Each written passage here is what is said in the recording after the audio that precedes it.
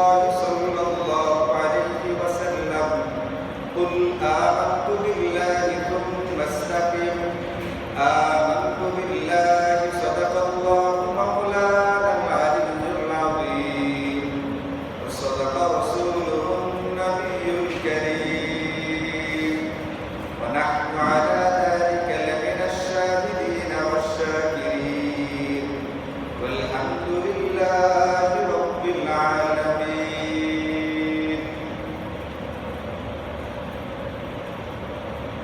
حضرت সুফিয়ান ইবনে আব্দুল্লাহ সাকাফি নামের এক সাহাবী রাদিয়াল্লাহু তাআলা আনহু একবার নবীজি সাল্লাল্লাহু আলাইহি ওয়াসাল্লামের কাছে আয়েশা জিজ্ঞেস করলেন, হুজুর আপনি আমাকে ইসলামের এমন ব্যাপক একটা কথা বলে দিন যে কথাটা বলবার পরে, যে বিষয়টা জানবার পরে আমার জন্য আপনার পরে আর কাউকে জিজ্ঞেস করবার প্রয়োজন হবে। এমন একটা ব্যাপক বিষয় আমাকে বলে দিন, কথা হবে একটা, ধারণ করবে গোটা ইসলামকে। আমার একটা কথা আমাকে বলে দিন।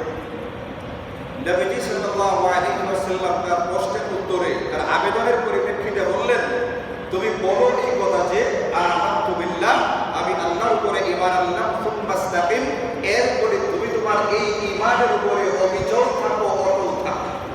এতটুকু কথা, আমানতু বিল্লাহ সুম্মা ইসতাকিম, আল্লাহর উপরে ঈমান আনো, এই কথাটা বলো এবং তুমি এই ঈমান আর আমলের উপরে অটল অবিচল থাকো সারা জীবন। তুমি যদি এতটুকু করতে পারো তাহলে তোমার মুক্তির জন্য এগিয়ে যাবে সেটা। এই জন্য আমাদেরকে শুধু ঈমান আনলে হবে, শুধু আমল করলে হবে না, ঈমান আর আমল এমনভাবে করা লাগবে যাতে করে এর ধারাবাহিকতা আমার জিন্দেগিতে জারি থাকে। এই জন্য বুখারী শরীফের হাদিসের ভিতরে আছে, নবীজি সাল্লাল্লাহু আলাইহি ওয়াসাল্লাম ইরশাদ করেন, আহাব্বুল আমালি ইলাল্লাহি আদওয়ামুহা ওয়া ইনকাল্লাহ আও কামা ক্বালা আলাইহিস সালাতু ওয়াস সালাম। আল্লাহ পাকের কাছে সবচেয়ে প্রিয় আমল হচ্ছে, সবচেয়ে প্রিয় আমল হচ্ছে ওই আমলটা যে আমলটা পরিমাণে কম হোক, পরিমাণে কম কিন্তু আমলটার ধারাবাহিকতা বজায় থাকে। একজন বান্দা যে আমলটা করে, এই আমলটা সে করতেই থাকে সারা জীবন, করে পরিমাণে অল্প করবে। দৈনিক নফল নামাজ পড়ে মাত্র ধরেন 2 রাকাত বা 4 রাকাত, কিন্তু সে দৈনিক পড়ে, এমন না একদিন পড়বে 100 রাকাত, সবে বরাতের রাত্রিতে, সবে কদরের রাত্রিতে পড়লো, 100-200 রাকাত পড়ে ফেললো, পরে আর সারা বছর খবর নেই। এই 100-200-1000 রাকাতের যে আল্লাহ পাকের দরবারে প্রিয় হচ্ছে ওইটা দৈনিক পড়ে মাত্র 2 রাকাত নফল, কিন্তু দৈনিকই পড়ে লাজিমাল ইস্তিগফার। এই জন্য নবী সাল্লাল্লাহু আলাইহি ওয়াসাল্লাম হাদিসে পাকের ভিতরে বলেন, ইস্তিগফারটা ওইটা আল্লাহ পাকের কাছে উত্তম যে ইস্তিগফার নিয়মিত করা হয়, ধারাবাহিকভাবে দৈনিক করা হয়। 100 বার পড়বে তো ভালো কথা, 100 বার পারে না, মাত্র 10 বার পড়ে, কিন্তু দৈনিক 10 বার পড়ে। আস্তাগফিরুল্লাহ ওয়া আতুবু ইলাইহি, আস্তাগফিরুল্লাহ ওয়া আতুবু ইলাইহি। 100 বার পড়তে পারে না দৈনিক, কোনো অসুবিধা নেই, মাত্র 10 বার পড়ে, কিন্তু দৈনিক পড়ে, একদিনও মিস হয় না। দৈনিক যেরকম আমাদের খাবার মিস হয় না, বাথরুমে যাওয়া মিস হয় না, ঘুম মিস হয় না, স্ত্রী সন্তানকে সময় দিতে আমাদের কোনো অসুবিধা হয় না, আমাদের ব্যবসা বাণিজ্যের প্রতিষ্ঠানে সময় দিতে গেলে আমাদের অসুবিধা হয় না। ঠিক অনুরূপভাবে বান্দা ইস্তিগফারের আমল করে পরিমাণে অল্প হতে পারে, নবীজি বলেন ওয়া ইন কাল্লা, পরিমাণে কম, কিন্তু সে দৈনিক করে নিয়মিত করে, এই নিয়মিত যে আমলগুলো করা হয়, ধারাবাহিকভাবে যে আমলগুলো করা হয়, এই আমলগুলো আল্লাহ রাসূলের কাছে প্রিয়। এই জন্য আল্লাহ তাআলা কুরআনে কারীমের ভিতরে বলছেন নবীজিকে ডাক দিয়া, এবং নবীজির মাধ্যমে কিয়ামত পর্যন্ত আনেওয়ালা মানব জাতি যাদের ভিতরে আমরা অন্তর্ভুক্ত আছি, ডাক দিয়ে বলছেন, ওয়া'বুদ রাব্বাকা হাত্তা ইয়াতিয়াকাল ইয়াকিন, তুমি তোমার রবের ইবাদত করতে থাকো, রবের ইবাদত করতে থাকো যতক্ষণ না তোমার কাছে সুনিশ্চিত বিষয়টা এসে পড়ে। এখন বলেন, পৃথিবীর সব মানুষের কাছে নিশ্চিত বিষয় কোনটা? কোন জিনিসটাকে সারা পৃথিবীর সমস্ত মানুষ, সকল ধর্মের মানুষ নিশ্চিত মনে করে, সেটা কোনটা? হ্যাঁ, আবার বলছেন সাব্বাস। সারা পৃথিবীর সকল মানুষ, যে ধর্মেরই হোক না কেন, যে বর্ণের হোক না কেন, যে পুত্রের হোক না কেন, যে দেশেরই হোক না কেন, শিক্ষিত হোক অশিক্ষিত হোক, পুরুষ হোক নারী হোক, পৃথিবীর সমস্ত মানুষের কাছে একটা বিষয় সুনিশ্চিত। এই জন্য আল্লাহ ডাইরেক্ট মৃত্যু না বলে বলছেন যে বিষয়টা নিয়ে তোমাদের কোনো মতবিরোধ নাই। পৃথিবীর সব মানুষ যারা বিশ্বাস করে, বিশ্বাস না করে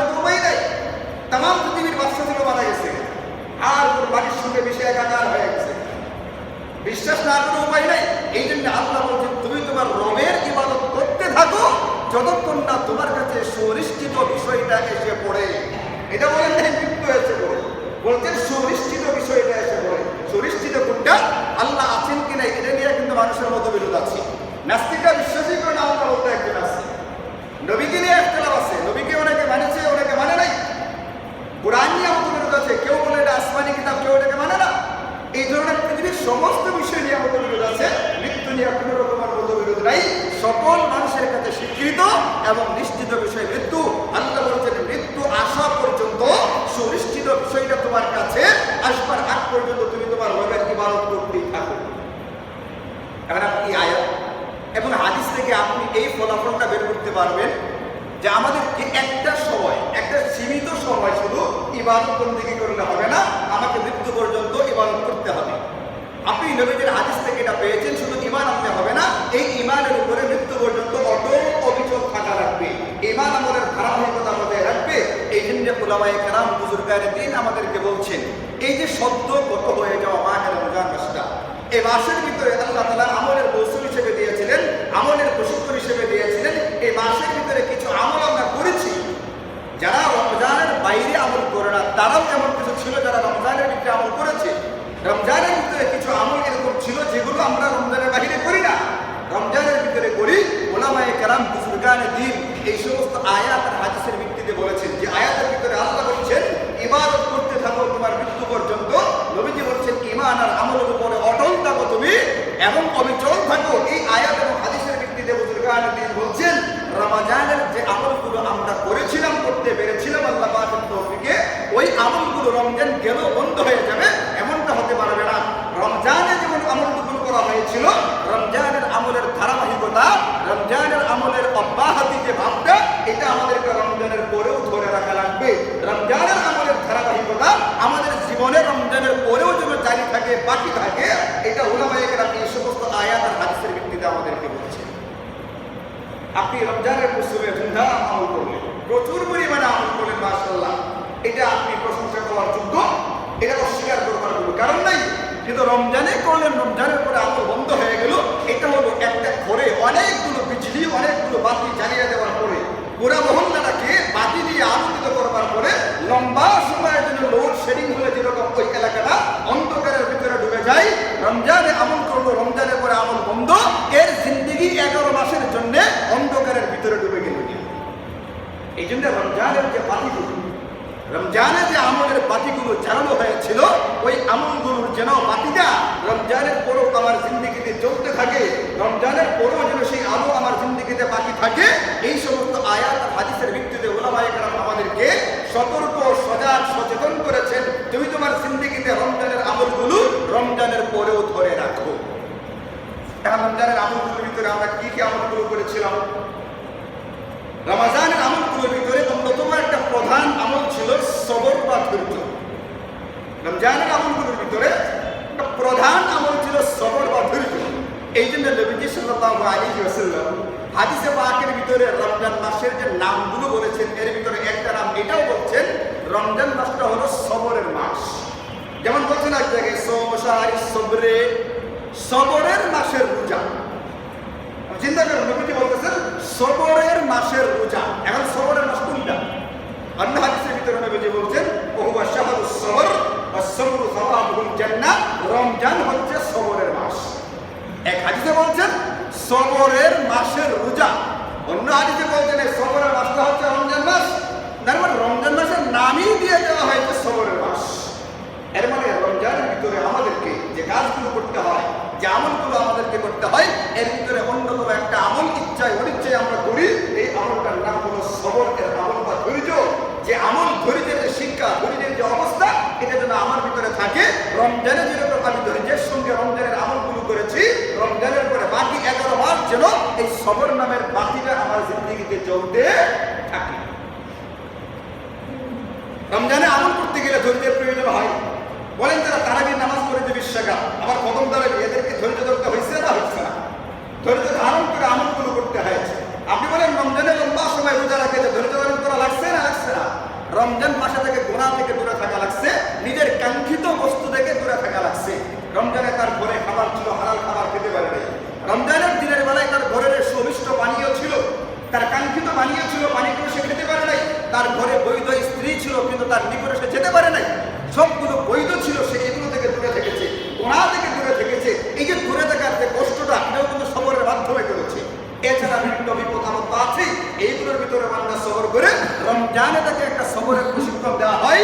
ওলামায়ে কেরাম আমাদেরকে বলছেন, আল্লাহ যে তোমাকে এই কথা বলেছেন, তুমি তোমার মৃত্যু পর্যন্ত আমলকে ধরে রাখো। একজন মানুষ রমজান মাসে যেরকম সবরের মাধ্যমে আমলগুলো করেছে, নিজেকে গুনাহ থেকে বাঁচিয়েছে, রমজানের পরেও তার জিন্দেগিতে এই সবর নামের বাকিটাকে ধরে রাখবার চেষ্টা করবে। আল্লাহ তাআলা আমাদের জিন্দেগিতে এই সবরকে বাকি রাখবার তৌফিক দান করেন। রমজানে আমরা একটা আমল করেছি, সাদাকার আমল। সাদাকা করা হয়েছে না? হয়েছে না? আপনি বলবেন যে আমি 1 টাকাও দিই না, আপনি দিচ্ছেন, আপনি জানেনই না, হয়তো আপনি অজ্ঞাতসারে দিয়ে দিচ্ছেন।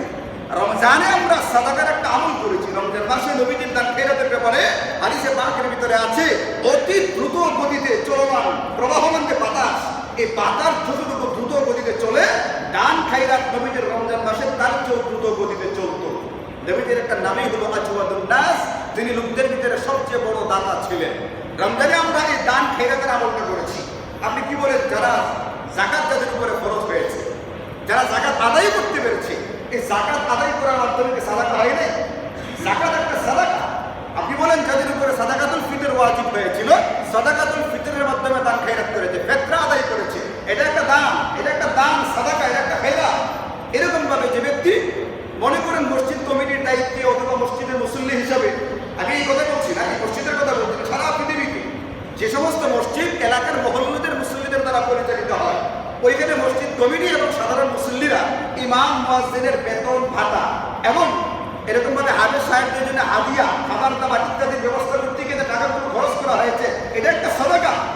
রমজানের ভিতরে বহু মানুষ এরকম আছে, নিজের দরিদ্র আত্মীয়দেরকে ইফতার করায়। এরকম মানুষ পৃথিবীতে আছে, ইফতার করাইবার জন্য ইফতার সামগ্রী ক্রয় করে দিয়েছে অথবা টাকা দিয়ে দিয়েছে। রমজানে বহু মানুষ দরিদ্র স্বজনদেরকে কাপড় বিতরণ করেছে। এই সবগুলো সাদাকা। ইচ্ছায় অনিচ্ছায় রমজান মাসের ভিতরে আমাদেরকে যাকাত হোক, ফিতরা হোক, ইফতার হোক, বেতন ভাতা হোক, বোনাস হোক, হাদিয়া হোক, বহুভাবে আমরা কিন্তু সাদাকা আর খায়রাতের আমলটা করতে পেরেছিলাম। নবীজি আমাদেরকে বলছেন, এই যে সাদাকা করার আমলটা, এটা রমজানের পরেও তুমি তোমার জিন্দেগিতে ধরে রাখবার চেষ্টা করো।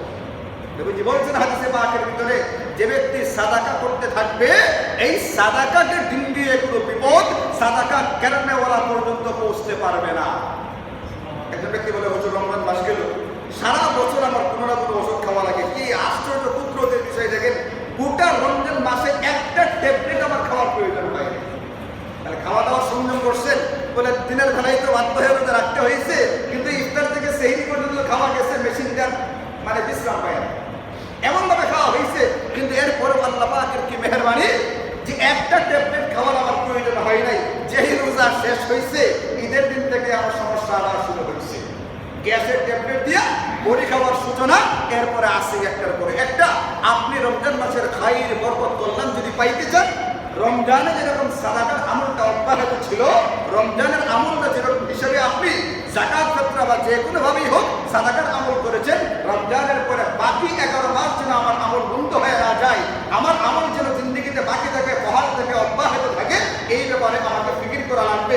এই জন্য আমি যখন যতটুকু পারি, আপনাকে বড় অঙ্কের দান খায়রাত করা লাগবে এমন কোনো বিষয় নেই, বড় অঙ্কের দান খায়রাত করা লাগবে এমন কোনো বিষয় নেই। যার যার সাধ্যের ভিতরে থেকে, সীমার ভিতরে থেকে।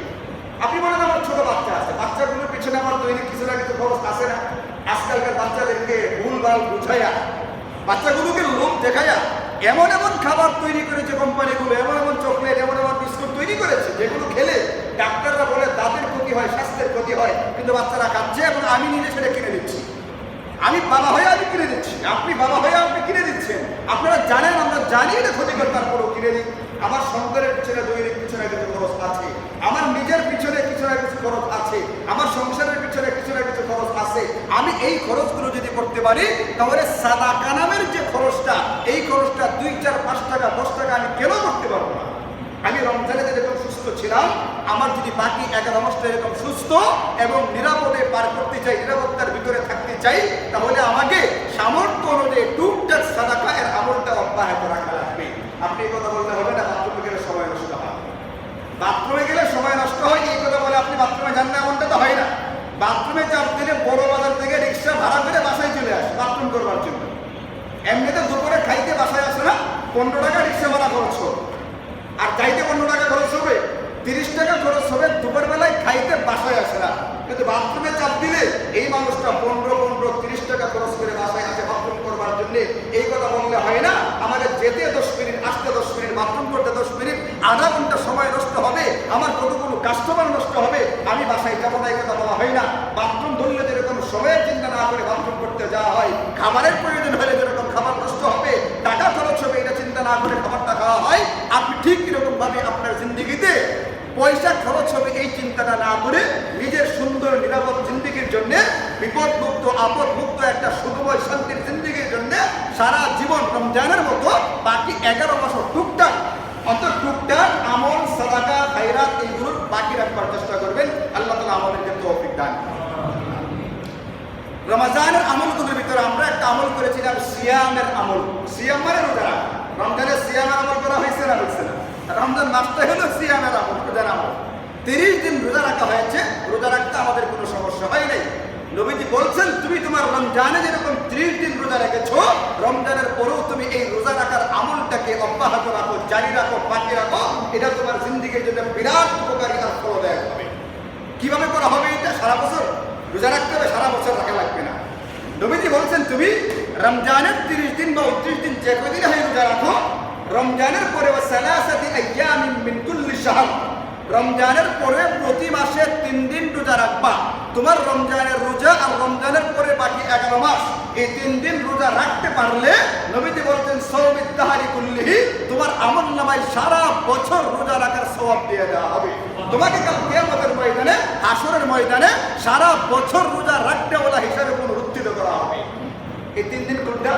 প্রতি আরবি মাসের চান্দ্র মাসের 1, 13, 14, 15, প্রতি চান্দ্র মাসের 13, 14, 15 এই 3 দিন রোজা রাখতে নবীজি আমাদেরকে নির্দেশনা দিয়েছেন। নবীজি নিজে এই রোজাগুলো রাখতেন। এইগুলোকে বলে আইয়ামে বীজ এর রোজা। আইয়ামে বীজ এর রোজা অত্যন্ত ফজিলতপূর্ণ রোজা। আমরা অনেকেই ডায়েটের জন্য, অনেকেই বিভিন্নভাবে খাদ্যদ্রব্য থেকে নিজেকে বাঁচাবার জন্য বহু কিছু খাই না, এরকম হয়। আপনি নবীজির উপর সুন্নাহের উপর আমল করবার জন্য সারা বছর রোজা রাখতে বলা হিসাবে আল্লাহ পাকের আদালতে গণ্য হবেন। এইটার জন্য আপনি প্রতি মাসে 13, 14, 15 এই 3 দিন রোজা রাখার ফিকির করতে পারেন।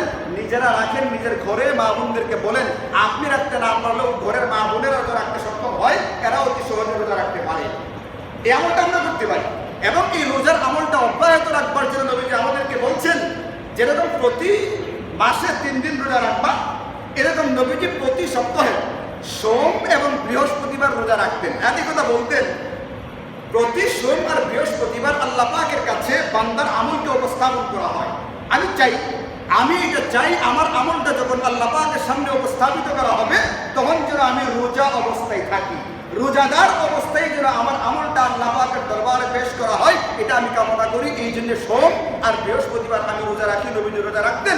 আপনি এই সুন্নাহর উপরে আমল করতে চাইলে, যাদের বিশেষ কোনো সমস্যা হয়, রোজা রাখলে যাদের বিশেষ কোনো সমস্যা হয় না, আপনি এই প্রতি সপ্তাহে সোমবার বৃহস্পতিবার রোজা রাখতে পারেন। এছাড়াও আমাদেরকে জিলহজ মাসের শুরুতে 9 দিন রোজা রাখার নির্দেশনা দেওয়া আছে। এরকম ভাবে আশুরা রোজা রাখার কথা আমাদেরকে নির্দেশনা দেওয়া আছে। শবে বরাতের রোজা রাখার কথা আমাদেরকে বলে দেওয়া আছে। বিভিন্ন সময় টুকটাক নবীজি আমাদেরকে রোজার আমলগুলো এই জন্য দিয়েছিলেন। আল্লাহ কোরআনে বলছিলেন, শুরুতে আমি বলছি, তুমি ইবাদত করতে থাকো তোমার মৃত্যু পর্যন্ত। আমল করা হবে শুধুমাত্র 1 মাসের ভিতরে সীমিত সময়ে। এরকম আমলটা তোমার সারা জিন্দেগি অব্যাহত থাকবে। এই অব্যাহতিটা ধরে রাখবার জন্য নবীজি মাঝে মধ্যেই আমাদেরকে রোজা দিয়ে দিয়েছেন। এই জন্য রমজানের যে আমলগুলো, তার ভিতরে একটা ছিল রোজার আমল। এই রোজার আমলটা আপনি রমজানের পরও এইভাবে ধরে রাখতে পারেন। আল্লাহ তাআলা আমাদেরকে তৌফিক দান করুন। রমজানের আমলগুলোর ভিতরে আমরা একটা আমল করেছিলাম কিয়ামুল লাইল। তারাবি নামাজ পড়া হয়েছে 20 রাকাত। এরকম ভাবে সাহারি খাবার জন্য রাত্রিবেলায় ওঠা হয়েছে। সাহারি খাইতে গেছে, যেহেতু সেহরিটা খেতে হয় তাহাজ্জুদের টাইমে, তাহাজ্জুদের সময়ের ভিতরে, এরপরে তো সেহরি খাওয়ার সুযোগ নেই। এই জন্য আমরা কিন্তু অনেকেই এমন ছিলাম যারা রমজানের 2-4 রাকাত তাহাজ্জুদের নামাজ পড়তে পেরেছি, যাদের পড়ার সুযোগ হয়েছে। বছরের অন্য সময় সুযোগ হয় না, কিন্তু সাহারি খাবার উসিলায় আমাদেরকে 2-4 রাকাত, 6 রাকাত, 8 রাকাত তারাবি পড়বার সুযোগ আমাদেরকে দেওয়া হয়েছে। এবং অনেকেই সুযোগটাকে লুফে নিয়েছি। আমাদেরকে আল্লাহ রাসূল এই কথা বলছে, রমজানে যেরকম তুমি কিয়ামুল লাইল করতে পেরেছিলে, রমজানের পরেও তুমি এই কিয়ামুল লাইল বা সালাতের আমলটাকে ধরে রাখবার চেষ্টা করো। কিভাবে করতে পারো? তাহাজ্জুদের টাইমে 2 রাকাত 4 রাকাত নামাজ তুমি পড়তে পারো। যদি ওটা সম্ভব না হয়, তোমার ঘুমের প্রাবল্য আছে, তোমার ভিতরে ঘুমের প্রাবল্য গালাবা আছে, তুমি ঘুম থেকে উঠতে পারো, এমন হইতে পারো, অনেক ঘুমের প্রাবল্য থাকে। নবীজি বলছেন এশার নামাজের পরে 2 রাকাত 4 রাকাত নামাজ পড়ো। তুমি যদি তাহাজ্জুদের টাইমে উঠতে নাও পারো, তোমার এই আমলটাকে, তোমার এই নামাজটাকে তাহাজ্জুদের নামাজ বলে গণ্য করা হবে। কারণ আপনি বলেন তাহাজ্জুদের টাইমে অনেক উঠতে পারে না ঘুমের প্রাবল্যের কারণে, কিন্তু ঘুমাইবার আগে হসু করে 2 রাকাত 4 রাকাত নামাজ পড়তে পারবে না, এটাও কোনো সমস্যা আছে? এটা কোনো সমস্যা নাই। রমজানের যে কিয়ামের আমলটা, তারাবির নামাজ বা তাহাজ্জুদের আমলটা, এটা আমাদেরকে ধরে রাখবার জন্য নবীজি করে দিয়েছেন। তুমি এইভাবে রাত্রিবেলায় 2-4 রাকাত নামাজ পড়ো। আওয়ামিনের নামাজের সুযোগ দেওয়া আছে, মাগরিবের পরে 6 রাকাত নামাজ, ইশরাকের নামাজের কথা বলে দেওয়া আছে, চাশকের নামাজের কথা বলে দেওয়া আছে। আমি আপনাদেরকে বলছিলাম ঈদের দিন ফজরের নামাজ মসজিদে পড়ে নিজের জায়গায় বসা থাকবে, এরপরে 2 রাকাত নামাজ আদায় করবে ইশরাকের নামাজ।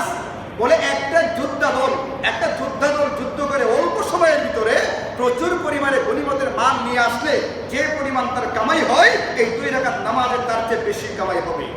আমি আপনাদেরকে বলছিলাম, নবীজি বলছেন একজন ব্যক্তি অল্প কিছুক্ষণ ব্যবসা বাণিজ্যের মাধ্যমে 300 উকিয়া কামাই করেছিলেন। নবীজি বলছেন প্রতি নামাজের পরে তুমি 2 রাকাত নামাজ পড়ো, প্রতি নামাজের পরে 2 রাকাত নফল নামাজ পড়ো, ওই 300 উকিয়ার চেয়ে বহু বেশি সওয়াব তোমার আমলনামায় যাবে।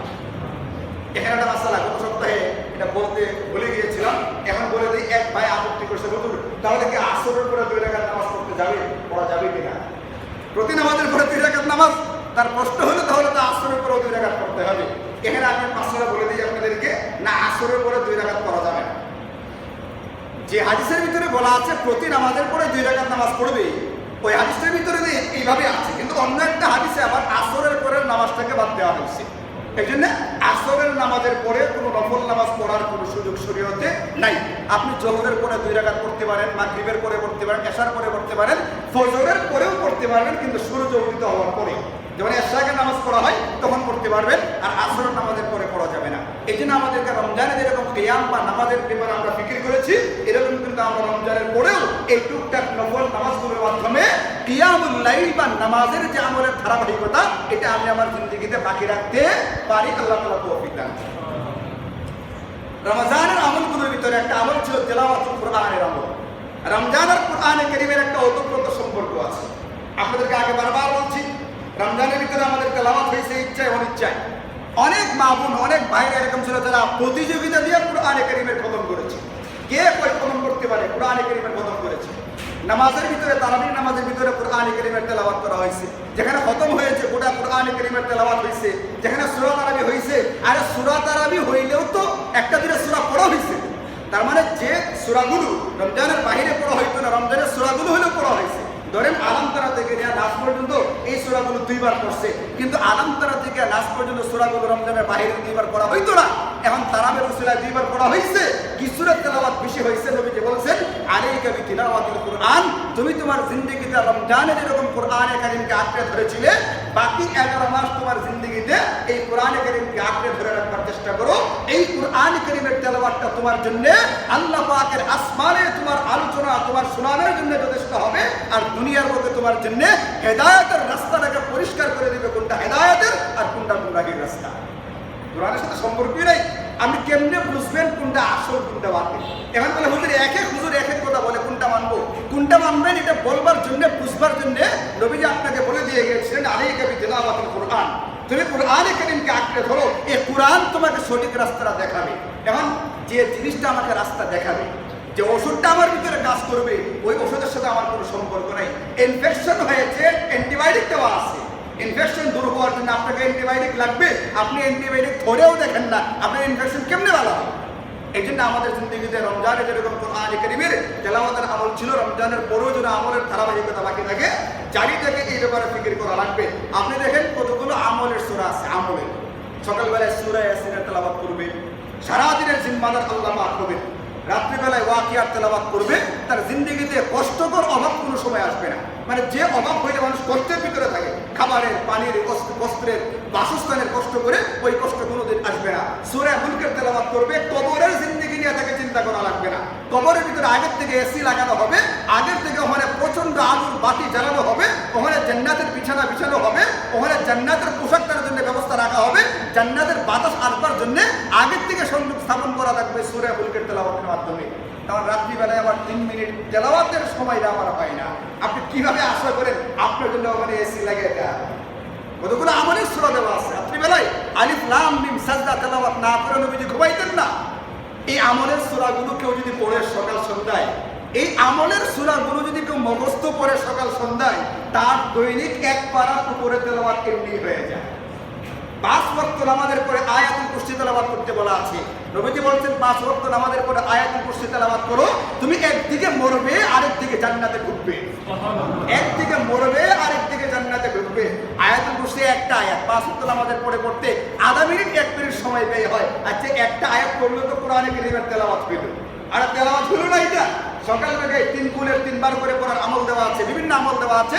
এইভাবে নবীজি চেয়েছেন আমার উম্মত যেন রমজানে যেরকম কোরআনের সাথে সম্পর্ক রেখেছিল, রমজানের পরেও যেন তার সম্পর্কটা বাকি থাকে।